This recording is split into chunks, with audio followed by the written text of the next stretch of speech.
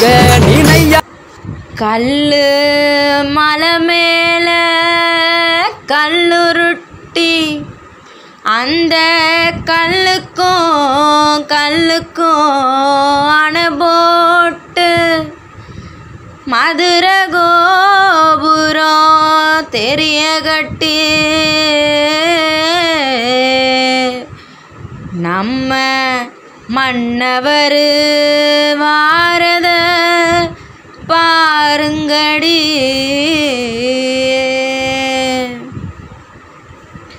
மதுரை குழுங்க நீ நையாண்டி பாட்டு பாடு. புழுதி பறக்க நீ போடாத ஆட்டம் போடு. இந்த மண்ணு மணக்குற மல்லிகைப்பூ நம்ம மனசை எடுத்து சொல்லும். வந்து நின்று ரசிக்கிற ஊரு சனம் இந்த தேர இழுத்து செல்லும். மதுரை குழுங்க நீ நையாண்டி பாட்டு பாடு. புழுதி பறக்க நீ போடாத ஆட்டம் போடு. இந்த மண்ணு மணக்குற மல்லிகைப்பூ நம்ம மனசை எடுத்து சொல்லும். வந்து நின்று ரசிக்கிற ஊரு சனம் இந்த தேர இழுத்து செல்லும். அனைவருக்கும் உயராய்வு வேல் அலைவரிசையின் அன்பு வணக்கம். வாங்க எங்க போலாம்? மதுரைக்கு போலாம். ஏன் மதுரைக்கு? சித்திரை திருவிழா இன்னைக்கு தாங்க தொடங்குது. அந்த சித்திரை திருவிழாவை பார்க்க வேணாமா? நம்ம மதுரை நோக்கி போகலாமா? உலக புகழ்பெற்ற மதுரை மீனாட்சி அம்மன் கோயிலின் சித்திரை திருவிழா இன்று பங்குனி திங்கள் 30ஆம் நாள் ஏப்ரல் 12 வெள்ளிக்கிழமை கொடியேற்றத்தோடு தொடங்குதுங்க. நாமளும் பார்க்க வேணாமா? நாமளும் போவோம், எல்லாத்தையும் பார்ப்போம். மல்லிகை மாநகர், கூடல் நகர், மதுரையம்பதி, கிழக்கின் ஏதென்ஸ் இதெல்லாம் மதுரையை சொல்லுவாங்க. வாங்க நாமளும் உறங்கா நகரம் சென்று உலா வருவோம். போகும்போது வரலாற்றை தெரிஞ்சிட்டு போனால் நல்லா இருக்கும் இல்லையா? அதனால தான் நல்லாசிரியர் முனைவர் சண்முக திருக்குமரன் அவர்கள் நமக்காக மதுரையும் சித்திரை திருவிழாவும் என்ற தலைப்பில் உரை நிகழ்த்துகிறார். கேளுங்க. அவருக்கு நாம் அலைவரிசையின் சார்பாக வணக்கத்தை தெரிவித்துக் கொள்வோம். வாருங்கள், நிகழ்ச்சியை பார்ப்போம், கேளுங்கள். உங்களுக்கு பிடித்தமானதாக அமையும். மேலும் ஆன்றோர்கள், சான்றோர்கள், பயனர்கள் அனைவரையும் மதுரைக்கு அழைத்து செல்வோம். வாருங்கள் உலகத்தமிழ் மாணவர்களே, நம்முடைய மதுரையின் சிறப்புகளை கேளுங்கள். மீனாட்சியம்மன் கோயிலின் வரலாற்றை தெரிந்து கொள்ளுங்கள். திருவிழாவை காணுங்கள். நாம் அனைவரும் தமிழால் இணையலாம். உங்களின் நான் முனைவர் சே அஜிதா. நன்றி, வணக்கம். அனைவருக்கும் வணக்கம். ஆதவன் அனலாய் அவதரிக்க தீமைகள் எரிந்து நன்மைகளை மேலும் செம்மையாக்கும் திருநாள். உழைப்பால் உயரும் தமிழரின் வாழ்வெல்லாம் வசந்த காலமாய் ஒளிர வைக்கும் இன்பத் திருநாள். நாணல் என நிலம் நோக்கும் வெட்கத்தில் கீழ்வானம் தோற்கும் தமிழ் பெண்ணின் புன்னகை போல் மத்தாப்பு பூக்கும் சித்திரை திருநாள். வள்ளுவன் வாக்காய் சோழனின் வம்சமாய் வாழ்ந்திடும் திரைக்கடல் ஓடி திரவியம் தேடும் தமிழருக்கும் தாய்மண்ணை தங்கமாய் மாற்றிக் கொண்டிருக்கும் மரத்தமிழருக்கும் என் இனிய சித்திரை திருநாள் நல்வாழ்த்துக்கள். இந்த அருமையான நிகழ்ச்சியை ஏற்பாடு செய்திருக்கும் முனைவர் அஜிதா அவர்கள் மற்றும் வேளாண்கட்டளையின் சார்பில் அனைவரையும் இந்த சித்திரை திருநாள் அரங்கத்திற்கு வருக என வரவேற்கிறோம். தோழமைகளுக்கு இனிய வணக்கம். உயராய்வு வேல் அலைவரிசையின் வெள்ளி அரங்கத்தில் மதுரையும் சித்திரை திருவிழாவும் என்ற தலைப்பில் நம்மிடையே உரையாற்ற இருப்பவர் மதுரை இலக்கிய பேரவை நிறுவன தலைவர் முனைவர் சண்முக திருக்குமரன் ஐயா அவர்கள். ஐயாவை பற்றி அறிமுகப்படுத்துவதில் பெரும் மகிழ்வோடு ஐயா அவர்களை அறிமுகப்படுத்துகிறேன். 2023 தமிழக அரசின் கல்வித்துறையின் உயரிய விருதான டாக்டர் ராதாகிருஷ்ணன் விருது பெற்றவர்கள். மேலும் ஐயா பெற்ற விருதுகளின் எண்ணிக்கை எண்ணில் அடங்காதவை. தமிழறிஞர் விருது, தமிழ் தொண்டு விருது, திருநாவுக்கரசர் இசை விருது, கிருபானந்த வாரியார் விருது, மதுரகலா இலக்கிய பணி, ஜோதிடர்கள் விருது, சிந்தனை சிகரம் விருது, மாவட்ட ஆட்சியரின் விருது, மாநகர ஆட்சியர் ஆணையர் விருது என்று பல்வேறு விருதுகளை பெற்ற ஐயா அவர்கள் மேலும் பல்வேறு சான்றிதழ்களையும் பெற்றுள்ளார்கள். குடியரசு தின விழாவை முன்னிட்டு நெகிழி ஒழிப்பு விழிப்புணர்வு சான்றிதழ் பெற்றுள்ளார்கள். மேலும் முதல் பன்னாட்டு கருத்தரங்கம், மதுரை காமராசர் பல்கலைக்கழகம் நடத்திய முதல் பன்னாட்டு கருத்தரங்க பாராட்டு சான்றிதழினை ஐயா அவர்கள் பெற்றுள்ளார்கள். ஐயா அவர்கள் பெற்றுள்ள பட்டங்களை பார்க்கும் பொழுது திகைத்து நிற்க வேண்டியிருக்கிறது. ஆம், நகைச்சுவை நாவரசு, கலை ஞாயிறு, தமிழ் நிலா, இலக்கிய தென்றல், ஆன்மீக அருவி, திருவருட்செல்வர், தமிழ்மணி பாரதி, சொல்லின் செல்வன், ஆன்மீக செம்மல். அப்பா அப்பப்பா, எத்தனை பட்டங்கள்! மேலும் 10,000த்திற்கும் மேற்பட்ட மேடைகளில் வலம் வருகின்றவர். தனியார் கோவில்களில் ஆன்மீக பட்டிமன்றங்கள், நவராத்திரி விழா, பங்குனி பொங்கல், சமய சொற்பொழிவுகள் ஆகியவற்றை தொடர்ந்து நிகழ்த்தி வருகின்றார்கள். மாணவர்களுக்காக பொதுத் தேர்வை எதிர்கொள்வது எப்படி, வாழ்வில் வெற்றி பெறுவது எப்படி என்ற நிகழ்ச்சிகளின் வழி தன்னம்பிக்கை பேச்சாளராக வலம் வருபவர். பல தொலைக்காட்சிகளில் தினசரி காலை எந்நாளும் நன்னாளே என்கிற தலைப்பிலும், நாளெல்லாம் பொன்னாளே என்கின்ற தலைப்பிலும், மாலை முரசு தொலைக்காட்சியில் உள்ளத்தில் ஆன்மீகம் என்ற தலைப்பிலும் உரையாற்றி வருபவர். மதுரை உள்ளூர் தொலைக்காட்சிகள் அனைத்திலும் மதுரை சித்திர விழா நிகழ்ச்சி, கள்ளழகர் வைகை ஆற்றில் எழுந்தருளும் நிகழ்ச்சிகளை 25 ஆண்டுகளாக தொடர்ந்து நேர்முக வர்ணனை செய்து கொண்டு வருபவர். ஐயா வகிக்கும் பதவிகள்: மாநகராட்சி உயர்நிலைப் பள்ளியின் அறிவியல் பட்டதாரி ஆசிரியர், மதுரை இலக்கிய பேரவையின் தலைவர், செயற்குழு உறுப்பினர், குமர கான சபாவின் செயற்குழு உறுப்பினர், ஆனந்தம் டிவியின் நிகழ்ச்சி ஒருங்கிணைப்பாளர். இத்தனை பதவிகளையும் வகிக்கும் ஐயா அவர்கள் சிரிப்பு இனிப்பு, இலக்கிய கருவூலம், இருமண சங்கமம், திருமணம் என்பது போன்ற நூல்களையும் இயற்றியுள்ள பெருமைக்குரியவர்கள். மேலும் முக்கூடர் பள்ளியில் சமய பாத்திரங்கள் என்ற ஆய்வுக் கட்டுரையும், திருமந்திர மொழியமைப்பும் கருத்து புலப்பாடும் என்ற தலைப்பில் ஆய்வுக் கட்டுரையும் எழுதியுள்ளார்கள்.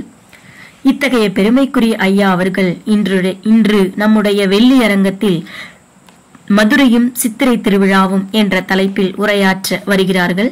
அன்போடு ஐயா அவர்களை அழைக்கிறோம். ஆடக மதுரை அரசே போற்றி, கூடல் இலங்கு குருமணி போற்றி, காவாய் கனக திரளே போற்றி, கைலை மலையானே போற்றி போற்றி. உலகம் உவப்ப என்று சொல்லப்படுகின்ற அந்த நிலையிலே உலகத்தின் நாகரிகத்தை எல்லாம் தன்பால் ஈர்த்து கொண்டிருக்கின்ற மதுரை மாநகரத்திலிருந்து மீனாட்சி மைந்தன் முனைவர் சண்முக திருக்குமரன் ஆண்டு முழுக்க 274 நாட்கள் விழா நடக்கின்ற ஒரு நகரத்தை பற்றி நீங்கள் கேள்விப்பட்டிருக்கிறீர்களா? அது இந்த மதுரை மாநகரம்தான். 12 மாதங்களும் திருவிழா கோலம். அந்த வகையிலே தான் முத்திரை பதிக்கின்ற சித்திரை பெரும் திருவிழா மலர இருக்கிறது. ஏன் சித்திரை மாதம் இந்த திருவிழா வெகு சிறப்பு பெறுகிறது? உலகத்தையே காத்து ரட்சிக்கிற தயாபரியாக இருக்கிற எங்கள் அன்னை மீனாட்சியினுடைய பிறப்பின் உன்னதத்தை உணர்த்துகின்ற ஒரு உன்னதமான பெருவிழா இந்த சித்திரை பெருவிழா. ஒவ்வொரு மாதமும் திருவிழா இருந்தாலும் இந்த மீனாட்சி சுந்தரேஸ்வரர் ஆலயத்திற்கு சிறப்பு பொருந்திய திருவிழாவாக சித்திரை பெரும் திருவிழா மலர்கிறது. அப்படியானால் இதில் ஏதாவது ஒரு சிறப்பு இருக்கணும் இல்லையா? அப்படி என்ன சிறப்பு? அதைத்தான் இன்றைக்கி பார்க்க போகிறோம்.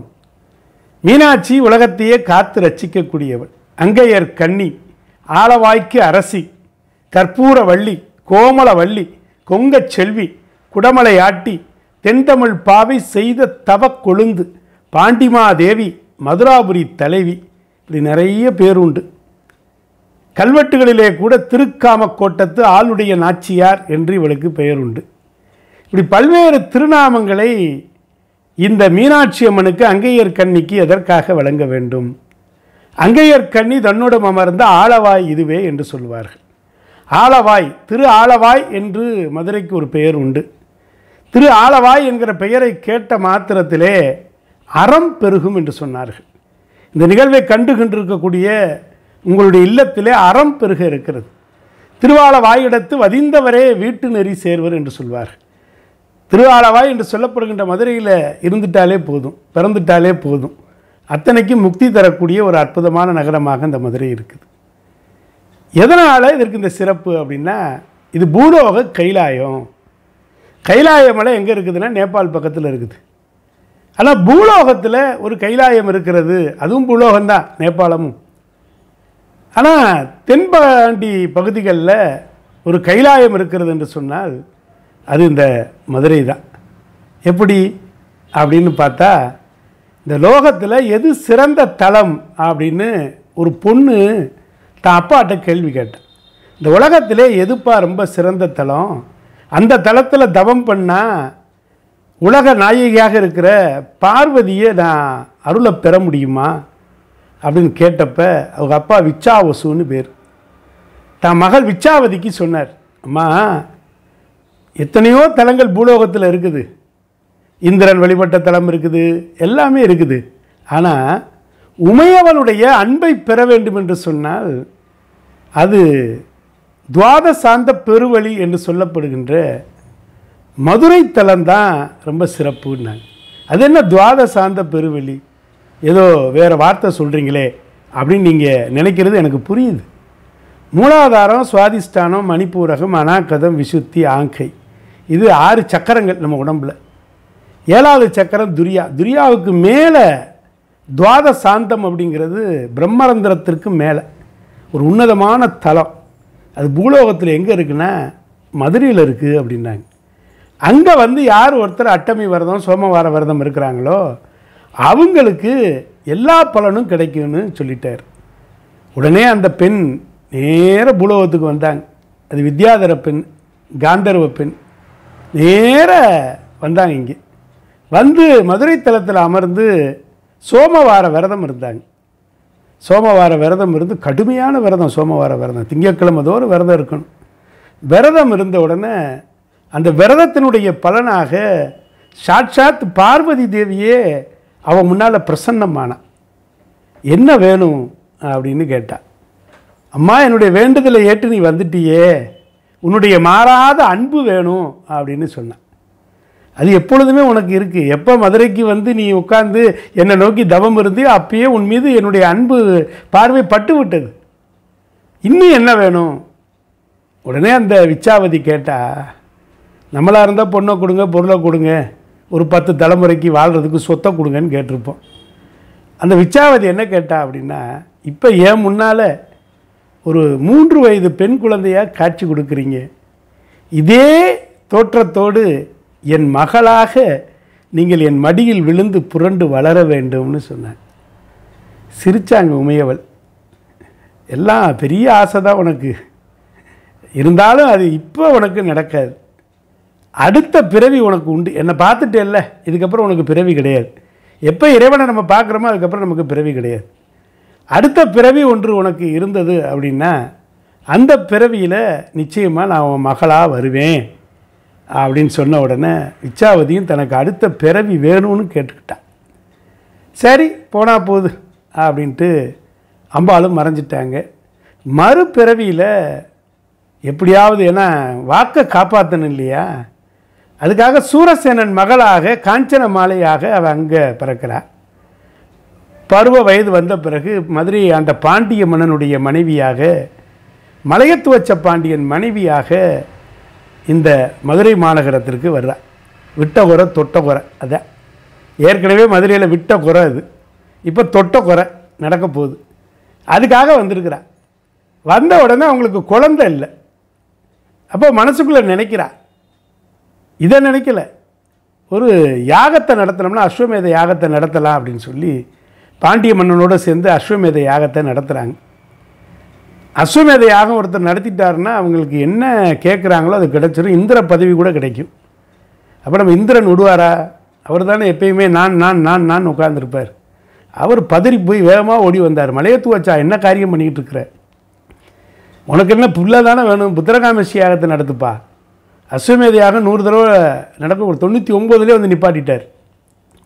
சரி அப்படின்னு புத்திரகாமேஷ்டி யாகம் நடத்தின பொழுது யாக குண்டத்திலிருந்து 3 வயது பெண் குழந்தையாக 3 மார்பகங்களோடு ஒரு குழந்தை அப்படியே உருவாகிறாங்க. சாட்சாத் அப்படியே மலையத்து வச்ச பாண்டியன் மனைவியாக இருக்கிற காஞ்சனமாலைக்கு போன பிறவி ஞாபகம்லாம் வந்துருச்சு. அப்படியே அம்பாள் காட்சி கொடுக்குறார். அங்கே தான் அப்படியே 3 மார்பகத்தோடு காட்சி கொடுத்ததை பார்க்க 3 வயது குழந்தையாக வருவேன் அப்படின்னு சொன்ன உடனே அவளுக்கு அப்படியே ஆனந்தம் தாங்க முடியல. யாருக்கு?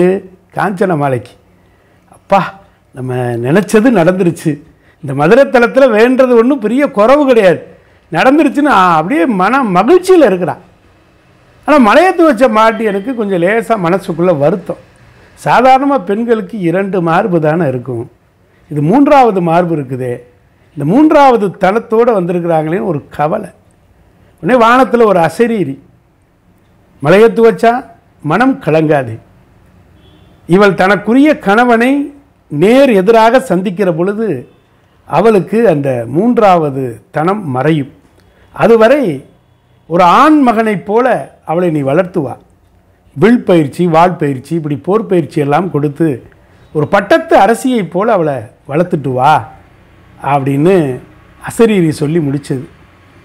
அருமையான குழந்தை, அதுவும் அற்புதமான நெருப்பு தடாகத்திலிருந்து வந்ததுனால தடாதகை பிராட்டி அப்படின்னு பேர் வச்சாங்க.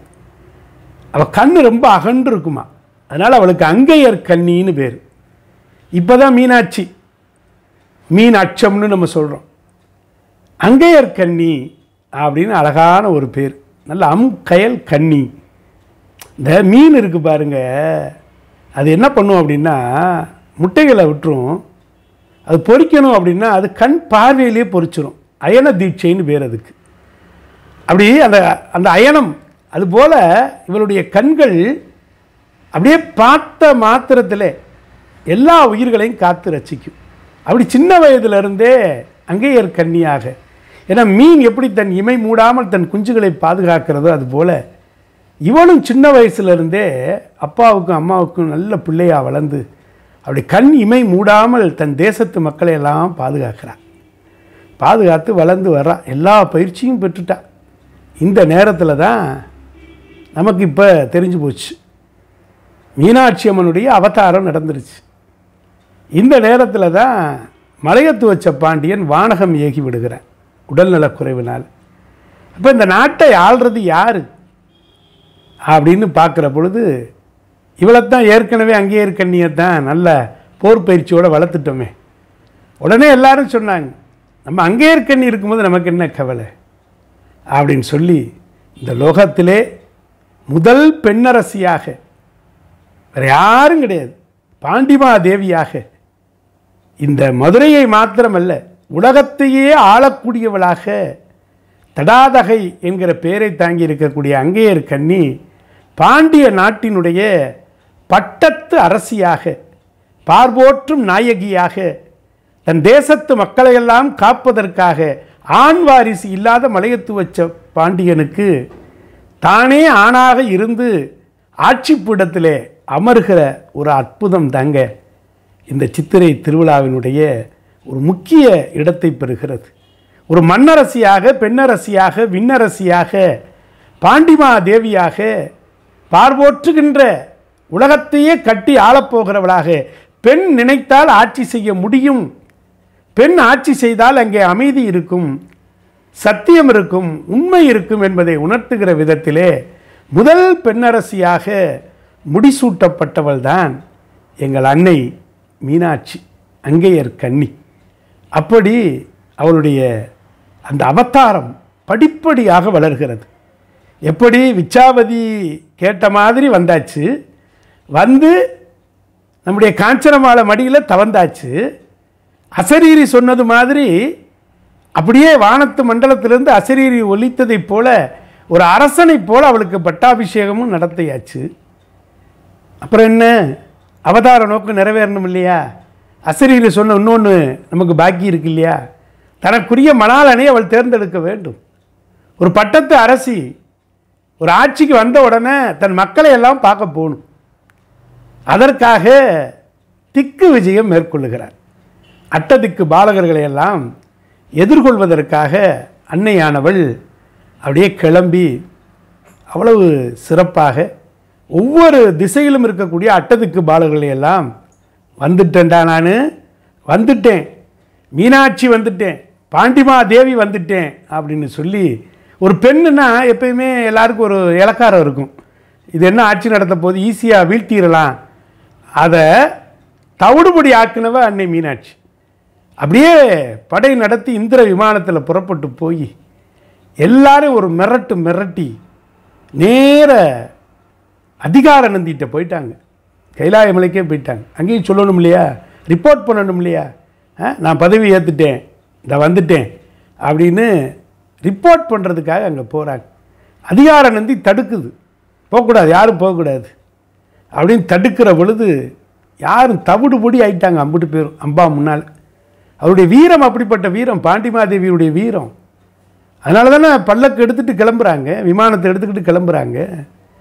போய் எல்லாரும் ஓடி போய் உருண்டு உருண்டு ஆடி பாடி விழுந்து, அப்பா யாருமே மதிக்க முடியல. ஒரு வீர பெண்மணி பாண்டிய நாட்டிலிருந்து உங்களை நோக்கி வேகமாக வந்து கொண்டிருக்கிறார். எல்லா வல்ல சிவபெருமான் ஒரு சிரிப்பு சிரித்தார். அவர் சிரிப்புக்கு தான் பல நேரத்தில் பொருள் தெரியாது நமக்கு. ஏன்னா திரிபுரத்தையும் சிரிச்சே எரிச்சாள் அவர். ஆணவம் கண்மம் மாயை எரித்தவர். சரி நான் பார்க்குறேன் அப்படின்னு அப்படியே வர்றார். வர வர வர பக்கத்தில் நெருங்க நெருங்க நெருங்க நெருங்க அந்த அசரீரி சொன்ன வார்த்தை, அதுவரை ஆண் தன்மையோடு இருந்த எங்கள் அன்னை அங்கேயர்கண்ணி மீனாட்சி அப்படியே கண்ணு கீழே கவுந்துச்சு. கீழே கவுந்து கால் பெருவரில் ஒரு கோடு போட ஆரம்பித்தா.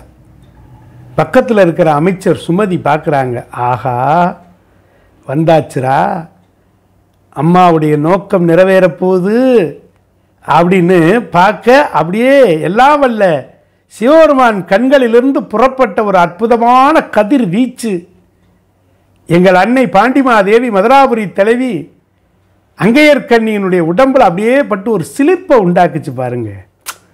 அப்போ தான் நமக்கு பாட்டு ஞாபகத்துக்கு வருது, அண்ணலும் நோக்கினால் அவளும் நோக்கினாள். அவரும் பார்க்குறாங்க, இவங்களும் பார்க்குறாங்க. பார்த்த உடனே நீ மதுரையை விட்டு கிளம்புகிற அந்த நிமிடத்திலிருந்து உம்மோடு துணைக்கு நான் தான் வந்தோம். துணைக்கு வந்ததோடு மட்டுமல்லாமல் உம்மை நேர் எதிரிலே சந்திக்க வேண்டும் என்கிற விதி இருந்ததினாலே இப்பொழுது சந்தித்திருக்கிறோம்.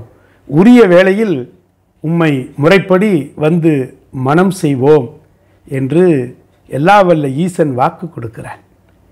அன்றைக்கு பெண் அச்சம் மடம் நாணம் பெயர்ப்பு என்று சொல்லுகின்ற அந்த 4 குணங்களும் வரப்பெற்றவளாக அப்படியே புறப்பட்டு மதுரை எம்பதிக்கு வர, காஞ்சனமாலைக்கு செய்தி செல்ல, உடனடியாக மாப்பிள்ளை அழைப்பை நடத்த வேண்டுமல்லவா. உரிய முறையிலே மாப்பிள்ளை அழைப்பு நடைபெறுகிறது. மாப்பிள்ளை எப்படி இருப்பார் நமக்கு தெரியும், சிவபெருமான். அவர் எங்கள் ஊர் மாப்பிள்ளை.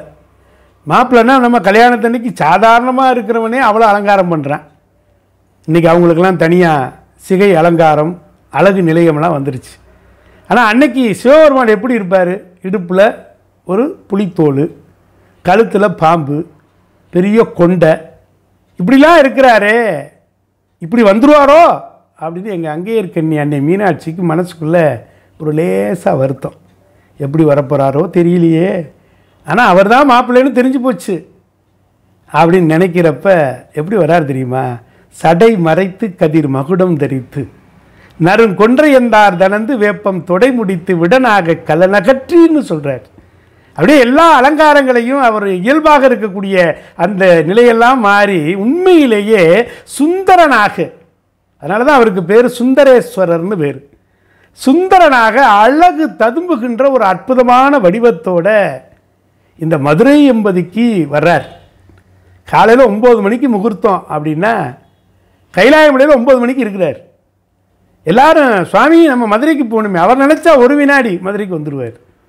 அப்படி சிவபெருமான் மனமுவந்து வந்து எங்கள் அன்னை அங்கேயர்கண்ணி ஆலவாய்க்கு அரசியை கரம் பிடித்த ஒரு அற்புதமான நகரம் இந்த மதுரை.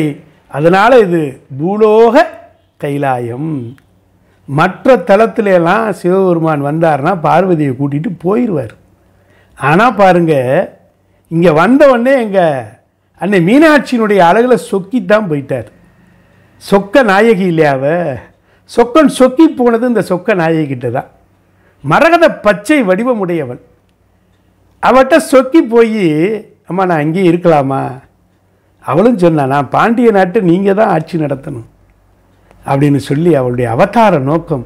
3வது தனம் மறைந்து உமை அவள் தன் கணவனை கரம் பிடித்த ஒரு அற்புதமான இடம்தான் இந்த மதுரை. அதனால தான் திருக்கல்யாணம் இங்கே வெகு சிறப்பாக நடக்கிறது. இதுக்கு ஏதாவது காரணம் இருக்கணும்ல. வடக்கு பக்கத்தில் இமாலய மலையில் பார்வதியை மனம் முடிக்கிற பொழுது உலகம் பூரா ஒரு பக்கம் போயிடுச்சு. ஒரு பக்கம் போன உடனே தென்பகுதி பூரா தாழ்ந்துருச்சு, வடபகுதி உயர்ந்துருச்சு. தென்பகுதி தாழ்ந்த உடனே அகத்தியம் பெருமானை கூப்பிட்டார் சிவபெருமான். எப்பா, உலகம் சமநிலை பெறணும், உயர்வு தாழ்வு இல்லாமல் நிலை வரணும். நீ என்ன பண்ணுற, தென்னாடு போ. நீ போனால் தான் சரியாகும். நீ ஆள் குட்டை, ஆனால் விவரமான ஆள். நீ போனேன்னா இந்த உலகம் சமமாயிரும். அப்போ அகத்தியர் கேட்குறாரு, எல்லாரும் கல்யாணம் பார்க்கும்போது நான் மாத்திரம் பார்க்காம இருக்க முடியுமா? எனக்கு பார்க்குறதுக்கு ஒரு வாய்ப்பு வேணும் இல்லையா? அப்போ சிவபெருமான் அவர் ஒரு வாக்கு கொடுத்துருக்கிறார். எப்படி உமையவள் மதுரைகளுக்கு வந்து நான் பிறக்கிறேன்னு வாக்கு கொடுத்தாலும் அது மாதிரி சிவபெருமான் நான் பார்வதியை கல்யாணம் பண்ணுற காட்சியை நீ மதுரையில் பார்க்கலாம், தென்னாட்டில் பார்க்கலாம் அப்படின்னு ஒரு வாக்கு கொடுத்துட்டார். அதுக்காகவும் ஒரு மாப்பிள்ளையாக மாப்பிள்ளை திருக்கோலத்தோடு இந்த மதுரைக்கு வந்து அங்கையர்கண்ணி ஆலவாய்க்கு அரசி அன்னை மீனாட்சியை அப்படி கரம் பிடிச்சார் பாருங்க. அந்த அற்புதம் தாங்க இந்த சித்திரை மாதத்தில் இந்த மகா பெருவிழாவாக அழகாக மலர்ந்திருக்கு. மீனாட்சி அம்மனுடைய அவதார நோக்கம், அவதாரம் என்பது பூலோகத்திற்கு இறங்கி வருவது. இந்த பூலோகத்துக்கு இறங்கி வரணும், இறங்கி வந்து ஒரு அற்புதத்தை செய்யணும். அது உமையவளாக இருந்தாலும் தன் பக்தையினுடைய விருப்பத்திற்காக இங்கே வந்தாங்க. வந்து எல்லாம் வல்ல ஈசனையே மனம் முடித்து நமக்கு ஒரு அற்புதமான காட்சியை கொடுக்குறாங்க பாருங்க. அப்படி காட்சி கொடுத்ததோடு மட்டும் இல்லாமல் கல்யாண விருந்தெல்லாம் ரொம்ப பிரமாதமாக இருக்கும். கல்யாண சமையல் சாதம், காய்கறிகளும் பிரமாதம், அந்த கௌரவ பிரசாதம் அதுவே நமக்கு போதும். அஹா அப்படின்னு சொல்கிற மாதிரி மாயா பஜார் தான் எனக்கு ஞாபகத்துக்கு வருது. அப்படி மதுரையில் மீனாட்சி அங்கையர்கண்ணி சமைச்சு வச்சது ஏராளம். செல்வ செழிப்பு இல்லையா, செல்வ சீமாட்டி இல்லையா? அப்போ அவளுக்கு லேசாக மீனாட்சிக்கு கூட சாதாரணமாக பெண்களுக்கு வர்றது தானே, லேசாக ஒரு செருக்கு வருது. வந்துட்டு, சுவாமி எங்களை சார்ந்தவர்களெல்லாம் சாப்பிட்டு விட்டார்கள், உங்களை சார்ந்தவர்கள் யாராவது சாப்பிடாமல் இருந்தால் அனுப்பி வையுங்களேன், நிறைய செஞ்சு வச்சுருக்குறோம் அப்படின்னு அம்மா போய் விண்ணப்பம் கொடுத்தாங்க. சொக்கம் பார்த்தான், இங்கே தாண்டா திருவிளையாடலை நான் ஆரம்பிக்கணும். ஏற்கனவே கல்யாணம் புரிஞ்சது ஒரு திருவிளையாடல், இங்கே தான் திருவிளையாடல் நடத்தணும் அப்படின்ட்டு இப்படியே பார்த்தான். வட்டக்குடத்தாங்கன்னு குண்டோதரன் இருந்தேன். குண்டோதரனை கூப்பிட்டு ஒருத்தனுக்கு சாப்பாடு போடு அப்படின்னு அங்கையர்கண்ணிக்கு கொஞ்சம் மனசுக்குள்ளே நெருட. நம்ம அண்டா குண்டாவாக வச்சுருக்கோம், இவ்வளோ சமைச்சு வச்சுருக்கிறோம், ஒரு ஆளுக்கு சாப்பிட போட சொல்கிறாரு. வரும்போதே இவர் கொஞ்சம் பேரோடு தான் வந்திருக்கிறாரு போலுக்கு, நம்ம இவ்வளோ பேரோட சாப்பாடு போட்டுருக்கோம். ஒரு சின்ன ஒரு செருக்கு அப்படி ஒரு பார்வை தான் பார்த்தார் சிவபெருமான். குண்டோதரன் போல, ஐயே அப்பா மனுஷனுக்கு இப்படியா? போகிறப்பவே என்ன பண்ணிட்டார் சிவபெருமான், வடவை தீ அப்படிங்கிற ஒரு பசி நோயை கொடுத்துட்டார்.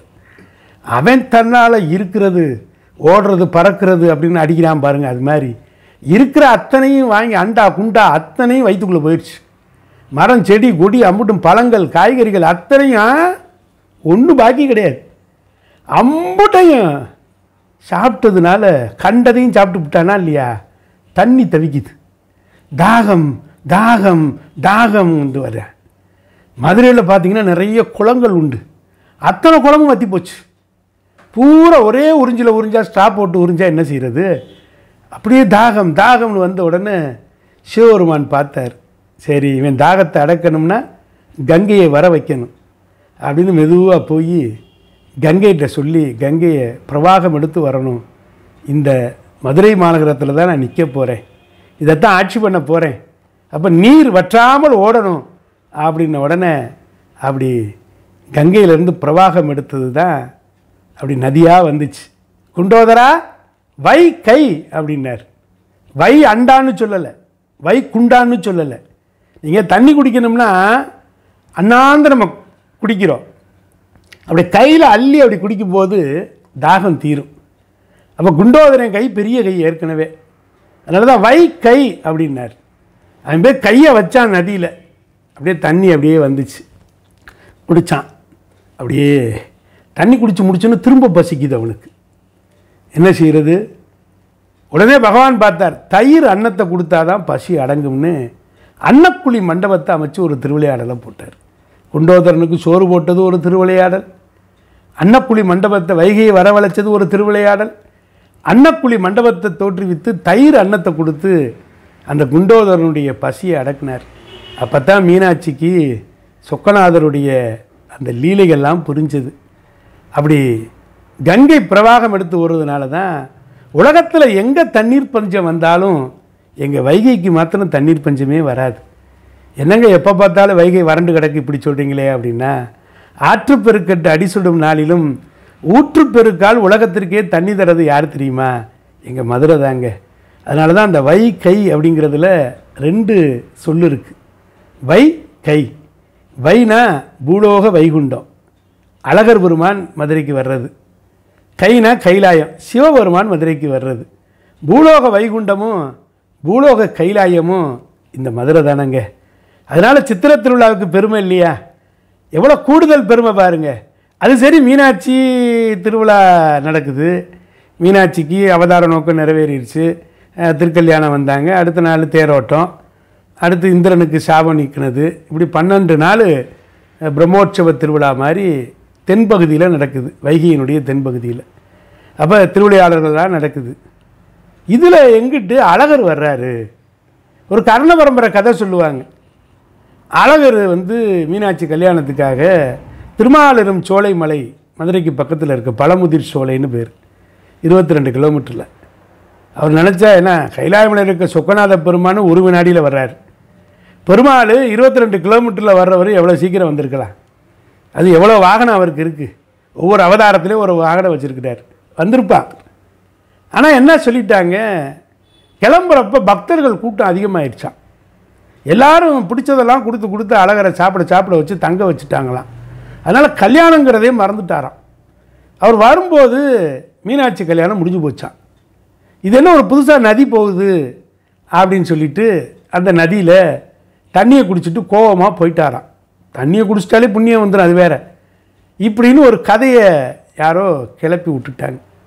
அதுதான் இன்றைக்கு வரைக்கும் தங்கச்சி கல்யாணத்தை பார்க்க அழகர் வர்றாரு, சீரு கொண்டு வர்றாரு, கல்யாணம் முடிஞ்சிருச்சு, கோவிச்சிட்டு போயிட்டாரு அப்படின்னு ஒரு கதை சொன்னாலும் அது செவிவழி கதை. அப்படியே இன்னும் சில பேர்லாம் சொல்லுவாங்க, கல்யாணம் நடக்கும்போது பூனை குறுக்க வந்துருச்சு, சகுனம் சரியில்லை, அதனால் அடுத்த வருஷம் கல்யாணம் நடத்தணும், இப்படிலாம் சொல்லுவாங்க. ஆனால் கல்யாணம் நடக்கும், வருடம் மீனாட்சி அம்மனுடைய அவதாரத்தை இந்த மண்ணில் நிகழ்த்தி காட்டுகிற அற்புதமான திருவிளையாடல் தான் கல்யாணம். அப்படி சொக்கரும் மீனாட்சியும் இருக்கக்கூடிய அந்த அழகு பாருங்களேன், அது காண கண்கோடி வேணும். பண்ணும் இன்னிசையும் நீரும் பாலும் போல என்று சொல்வார்.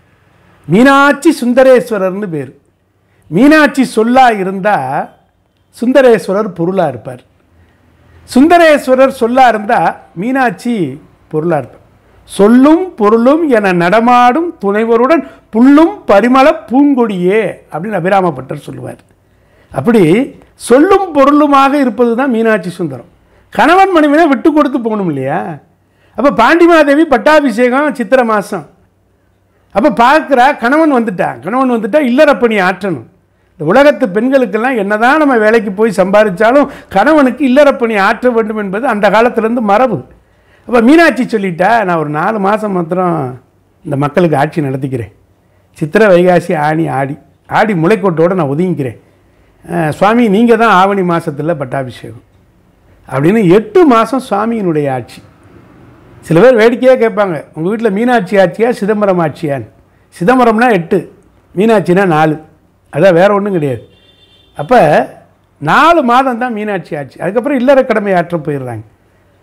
கணவனுக்கு விட்டு கொடுப்பது தான் வாழ்வின் ஏற்றம் என்பதை உணர்த்துகிற அற்புத பெருவிழா தான் சித்திரை பெருந்திருவிழாவாக மலர்ந்திருக்கிறது. சரி, அழகரை விட்டுட்டோமே. அப்படியே இந்த அழகர் என்ன பண்ணுறார் அப்படின்னா, திருமாலிருஞ்சோலை மலையிலேருந்து ஒரு காலத்தில் அழகர் அப்படியே அலங்கார நல்லூர், இன்றைக்கி உலக புகழ் ஜல்லிக்கட்டு நடக்குது பாருங்கள், அந்த இடத்துக்கு பேர், அங்கே தான் அழகரை அலங்காரம் பண்ணாங்க. அலங்கார நல்லூர் தான் இப்போ அலங்கார நல்லூர்னு ஆயிடுச்சு. அங்கே தான் சூடி கொடுத்த சுடற்கொடியால் ஆண்டாளுடைய அழகிய சுந்தர மாலை. ஏன்னா அவள் சிறுவில்லிபுத்தூரில் இருக்கா. அவள் மதுரையை கிராஸ் பண்ணி ஸ்ரீரங்கத்துக்கு போகணும். ஸ்ரீரங்கத்தில் இருக்கிற பெருமாளைத்தான் நான் கல்யாணம் முடிப்பேன், மானிடருக்கு வாழ்க்கை படே நல்லேன்னு சொன்னவ ஆண்டாள் கோதா நாச்சியார். அவள் மதுரையில் அழகர்கிட்ட ஒரு வேண்டுதலை வச்சா. நாரும் நறும்பொருள் நம்பிக்கை 100 தடாவில் வெண்ணெய்வாய் பராவி வைத்தேன், 100 தடா அக்கார அரிசில் சொன்னேன்னு சொல்லி 100 அண்டா நிறையா வெண்ணெய் வைக்கிறேன், 100 அண்டா நிறையா அக்கார அரிசில் பண்ணுறேன், எப்படியாவது ரங்கநாதர்கிட்ட நம்மளை கனெக்ட் பண்ணி விடு அப்படின்னு ஆண்டாள் கேட்டுக்கிட்டான். அதனால் அழகருக்கு ஆண்டாளுக்கும் நிறைய தொடர்பு உண்டு. அப்படி அழகர் என்ன பண்ணுறார், உன்னுடைய அழகிய மாலையை நான் அணிஞ்சுக்கிறேன் அப்படின்னு சொல்லி அதுக்காக தேனூர்னு மதுரைக்கு பக்கத்தில் சோழவந்தானுக்கு முன்னால் அந்த அலங்காநல்லூர் வழியாக தேனூரில் போய் அங்கே தான் இறங்கினார். சித்திரை மாதம் அங்கே இறங்கிக்கிட்டு இருந்தவர். இது அன்னைக்கு பாண்டிய மன்னனுக்கு அப்போ அதெல்லாம் நியமங்கள்லாம் வச்சுட்டாங்க. பிற்காலத்தில் திருமலை நாயக்க மன்னர் வந்த பிறகு மாசியில் மதுரையில் திருவிழா நடக்குது. தேரிலுக்கு கூட ஆள் இல்லை. மாசி தேரோடும் மதுரைன்னு பேர். அவ்வளோ பெரிய தெரு மதுரையில். 6 கிடந்தன்னு அகலிடம் தெருன்னு அழகாக சொல்லுவாங்க. அப்படி ஆறப்போல் அகண்ட தெரு, அதில் தேர் அசைஞ்சு வரும். தேரிலுக்கு ஆள் இல்லை. ஆனால் சித்திரை மாதம் கூட்டம் அங்கிட்டு போகுது அழகர் பக்கம். அப்போ திருவள்ளாயக்க மன்னர் மதுரை ஆட்சி நடத்தும் போது ஒரு யோசனை யோசித்தார். இந்த 2 திருவிழாவையும் ஒன்றாக்கணும். எவ்வளோ பெரிய தீர்க்க தரிசனம் பாருங்கள். 400 வருஷத்துக்கு முன்னால் ஒரு மனுஷன் நினச்சிருக்கிறார். ஒரு 25 லட்சம் பேர் கூட வச்சு ஒரு திருவிழாவை அழகு பார்க்கணுன்னு கூட வச்சார் பாருங்கள். அப்போ நேரம் என்ன பண்ணார், அமைச்சரெல்லாம் சொன்னாங்க, தேனூரில் போய் பேசி பார்ப்போம், அந்த மக்கள் ஒத்து வந்தால் அழகரை மதுரைக்கு திருப்பிடுவோம், ஏதோ ரிவரை திருப்புற மாதிரி திருப்பிடுவோம் அப்படின்னு கேட்டு நேராக தேனூரில் போய் கேட்டாங்க. தேனூர் மக்களும் கூடி ஆலோசனை பண்ணி அதில் ரொம்ப விவரமான ஒருத்தர் என்ன கேட்டார்னா, அது சரி அழகரை மதுரைக்கு அனுப்புறதுனால ஒன்றும் கிடையாது, ஆனால் எங்களுக்கு இதனால் என்ன பிரயோசனம் அப்படின்னு கேட்டார் ஒரு பெருசு. அப்போ நாயக்க மன்னர் சற்றும் தாமதிக்காமல் ஒன்று சொன்னார். என்ன சொன்னார் தெரியுமா, அழகர் ஒவ்வொரு மண்டபப்படியாக எழுந்துருக்கிறார். பாரம்பரிய மண்டபப்படி அவங்கவுங்க பணம் கட்டி அழகரை வந்து தங்கள் வீட்டுக்கு வரணும்னு சொல்லி கும்பிட்றாங்க. அது நடக்குது. அதை மாற்ற போகிறது இல்லை. நான் மதுரைக்கு வரும்போது இதே மாதிரி பாரம்பரிய மண்டபப்படிகள் நிறைய அமையும். அந்த மண்டபப்படிக்கெல்லாம் அழகர் பணம் கட்டுவார். ஆனால் உங்கள் தேனூர் மண்டபப்படியை நான் வைகையில் வைக்கிறேன். சித்ரா பௌர்ணமி தானே, சித்ரா பௌர்ணமி அன்னைக்கு எதுக்காக அழகர் வராரு அப்படின்னா, ஒன்று ஆண்டாளுடைய மாலையை வாங்கிக்கணும், இன்னொன்று பெருமாள் மீது பக்தி கொண்ட மண்டூகமாக மாறிப்போனார். சுதபஸ் முனிவர்னு பேர். அவர் அங்கே நூபுரகங்கையில் குளிச்சுக்கிட்டு இருக்கிறார் திருமாலிருஞ்சோலையில். வசிஷ்ட முனிவர் அந்த பக்கமாக போகிறாரு, பார்த்துட்டு போயிடுறார். துர்வாசர் வர்றாரு, அவருக்கு கோவம் வந்துடுது. நான் வந்து நீ பார்க்காம இருக்கிறேன் என்னையே அப்படின்ட்டு, தண்ணிக்குள்ளேயே கிடக்கிறேன், நீ மண்டூகமாக போ அப்படின்ட்டார். தெளிவாக தான் சொல்லியிருக்கிறார், நீரிலும் நிலத்திலும் கிடப்பது மண்டூகம். எனக்கு சாப விமோச்சனமே கிடையாதா, சித்ரா பௌர்ணமி அன்னைக்கு வைகை நதிக்கரை ஓரத்தில் கிட, அழகர் வந்து உனக்கு சாப விமோச்சனம் தருவார் அப்படின்னு சொன்னாங்க. அது நடக்கணும். அது தேனூரில் தான் நடந்துக்கிட்டு இருந்துச்சு. அப்போ தேனூர் மண்டகப்படியை வைகை ஆற்றுல அழகாக கட்டி கொடுத்து வண்டியூரில் சித்ரா பௌர்ணமி அன்னைக்கு கள்ளழகர் வைகை ஆற்றில் குதிரையில் தங்க குதிரையில் இறங்கி அப்படியே வண்டியூரில் போய் இரவு தங்கி சைத்ரோபச்சாரம் முடித்து காலையில் திருமஞ்சனமாகி சேஷ வாகனத்தில் புறப்பட்டு கருட வாகனத்தில் வருவார். சித்ரா பௌர்ணமி மறுநாள் காத்து கிடக்கின்ற அந்த சுதபஸ் முனிவருக்கு சாப விமோச்சனம் கொடுப்பார். அந்த மண்டகப்படி மதுரையில் அமைகிறதுனால, தேனூர் மண்டகப்படி மதுரையில் அமைகிறதுனால அழகருக்கு நீங்கள் பணம் கட்ட வேண்டாம், அழகர் உங்களுக்கு பணம் கட்டுவார். எவ்வளோ பெரிய பாக்கியம் பாருங்கள் தேனூர் மக்களுக்கு. அதை கொடுத்தார். அந்த அடிப்படையில் தாங்க சைவமும் வைணவமும் இணைந்த ஒரு அற்புத திருவிழாவாக, முத்திரை பதிக்கின்ற சித்திரை பெருந்திருவிழாவாக மாறி போயிருக்கிறது. அதனால் சித்திரை திருவிழா அப்படின்னா யார் யாரோ என்னென்னமோ சொன்னாங்கன்றதெல்லாம் நினைக்க வேண்டாம். இதற்கெல்லாம் ஆவணங்கள் உண்டு. நாயக்கர் காலத்திற்கு பிறகு தான் சைவத்தையும் வைணவத்தையும் இணைச்சு தேனூரில் இறங்கின கள்ளழகரை மதுரைக்கு கொண்டு வந்து மாசி மாதம் நடந்த மீனாட்சி திருக்கல்யாணத்தை சித்திரைக்கு கொண்டு வந்து ரொம்ப அழகாக ஒரு புரட்சியை ஏற்படுத்தினவர் திருமலை நாயக்க மன்னர். கோயிலில் நிறைய அறப்பணிகள் செஞ்சுருக்கிறார். கோயில் வழிபாட்டு முறைகளை எல்லாம் மாற்றி 8 காலம் 8 கோலம்னு மீனாட்சிக்கு இவ்வளவு ஏற்றத்தை கொடுத்து மீனாட்சி வழிபாடு சொக்கர் வழிபாடெல்லாம் ரொம்ப உலகம் முழுக்க கொண்டு செலுத்தினதில் திருமலை நாயக்க மன்னருக்கு நிறைய உண்டு. அவருக்கு கீழே நீலகண்ட சாஸ்திரிகள் அவங்க தான் அதெல்லாம் முறைப்படுத்தி இன்றைக்கு வரைக்கும் அது ரொம்ப சிறப்பாக நடக்குது. அப்படின்னா ஒரு தீர்க்க தரிசன பார்வை. சைவமும் வைணவமும் 2 பேரும் சண்டை போடக்கூடாதுப்பா, 2 பேரும் இணைந்து ஒரு பெரிய விழாவாக நடத்தணும் அப்படின்றது உலகத்தில் வேறு எங்கேயுமே நீங்கள் பார்க்க முடியாது. அதனால தான் அந்த உலக புகழ் சித்திரை திருவிழா. சைவமும் வைணவர்களும் பார்த்திங்கன்னா குமிஞ்சிருப்பாங்க. ஆற்றுக்கு தென்புறத்தில் பூரா சைவர்களுடைய கூட்டம், அதே போல் ஆற்றுக்கு வடபுறத்திலும் சைவ வைணவ ஐக்கியம் நடக்கும். இங்கேயும் தென்புறத்திலே வைணவர்கள் உண்டு. மீனாட்சி வீதி உலா வரும்போது கருப்பசாமி வருவார், அழகர் வருவார், அதே போல் அங்கிட்டு மீனாட்சி வருவா. இப்படி காலம் கடந்து நிற்கக்கூடிய ஒரு அற்புத திருவிழா தான் முத்திரை பதிக்கின்ற சித்திரை பெருந்திருவிழாவாக மலர்ந்திருக்கிறது. எங்கள் மாப்பிள்ளை இல்லையா, எங்கள் மக, எங்கள் குலசாமி, எங்கள் ஊரில் பிறந்தவ, அவள் நிகழ்த்திய அற்புதங்கள் ஏராளம். ஒவ்வொரு நாளும் அற்புதங்களை நிகழ்த்தி கொண்டே இருக்கிற அன்னை மீனாட்சி அவருடைய அவதார நோக்கம் நிறைவேறியது. அதோடு கூட உலகத்தில் மனிதநேயம் தொடர வேண்டும், மனிதருக்குள்ளே ஏற்றத்தாழ்வு இல்லை என்பதை பறைசாற்றுகிற விதமாக மீனாட்சியே மானசீகமாக ஏற்றுக்கொண்டு அவள் பிரதிநிதியாகவே இந்த மதுரையை ஆட்சி செய்த திருமலை நாயக்க மன்னர் சைவத்தையும் வைணவத்தையும் இணைத்து ஒரு அற்புதமான பெருவிழாவாக மாற்றி இருக்கிறார். அதுதான் முத்திரை பதிக்கின்ற சித்திரை பெருந்திருவிழாவாக மாறியிருக்கிறது. மதுரை சித்திரை மாதத்திலே களை கட்ட இருக்கிறது. 25 லட்சத்திற்கும் மேற்பட்ட பக்தர்கள் கூடுகின்ற ஒரு உன்னத பெருவிழா, உலகத்தில் வேறு எங்கும் காண முடியாத ஒரு சித்திரை பெருந்திருவிழாவாக மலர்கிறது. தொடர்ந்து ஒவ்வொரு நாளும் நடக்கிற நிகழ்வுகளை நீங்கள் கேட்டு மகிழலாம், பார்த்து மகிழலாம். இதோ மதுரை அம்பதியிலே சித்திரை பெருந்திருவிழா வெகு சிறப்பாக தொடங்க இருக்கின்ற நல் வேளையிலே உங்கள் இல்லங்களிலே சகல சௌபாக்கியங்களும் விளங்க வேண்டும் என்று சொல்லி, வான்மிகள் வளாது பெய்க, மலைவளம் சுரக்க, மன்னவன் கோன்முறை அரசு செய்க, குறைவிலாது உயிர்கள் வாழ்க, நான்மறை அறங்கள் ஓங்க, நற்றவம் வேள்வி வழ்க, மேன்மைகொள் செய்வ நீதி விளங்குக உலகமெல்லாம், தென்னாடுடைய சிவனையை போற்றி எந்நாட்டவருக்கும் இறைவா போற்றி என்று சொல்லி இந்த அளவிலே உங்களிடமிருந்து விடைபெறுவது மீனாட்சி மைந்தன் முனைவர் சண்முக திருக்குமரன். இந்த நிகழ்ச்சி உங்களுக்கு பிடிச்சிருந்துச்சுன்னா விரும்பவும், ரொம்ப பிடிச்சிருந்துச்சுன்னா பகிரவும், ரொம்ப ரொம்ப பிடிச்சிருந்துச்சுன்னா கருத்து பெட்டியில் கருத்துக்களை போடவும். நன்றி, வணக்கம்.